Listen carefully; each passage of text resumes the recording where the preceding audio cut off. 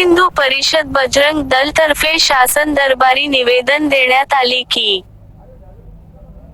कारंजा येथील कंपोस्ट डेपोच्या मागे असलेल्या गणेश नगर, सिद्धी विनायक भाग 2 या लेआउटमधील प्लॉट न 85 येथील जागेवर कन्हैया पासकर नावाचा इसम अवैधरित्या ख्रिश्चन धार्मिक स्थळाचे बांधकाम करीत आहे. कारंजा परिसरात एकही ख्रिश्चन नाही.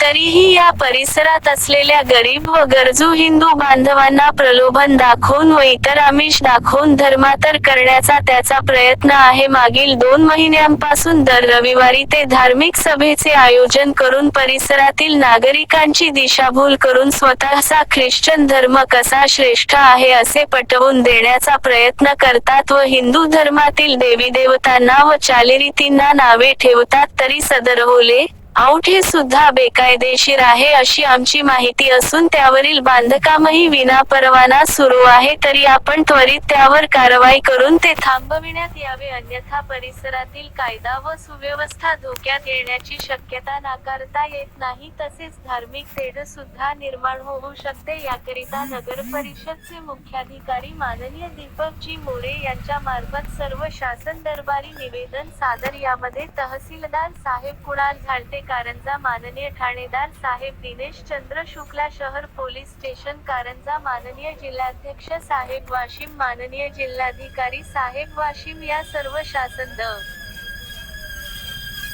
दरबारी निवेदन देताना विश्व हिंदू परिषद बजरंग दलचे जिल्हा उपाध्यक्ष मंगेश कडेल, माजी नगरसेवक नितीन गढवाले यांच्यासह मार्गदर्शनातून सर्व बजरंग दलचे कार्यकर्ता व सदस्य उपस्थित होते. तरी शासनाने याची दखल घ्यावी अशी मागणी करण्यात येत आहे. कारंजा अस्मिता न्यूज करिता महेंद्र गुप्ता, कारंजा लाड.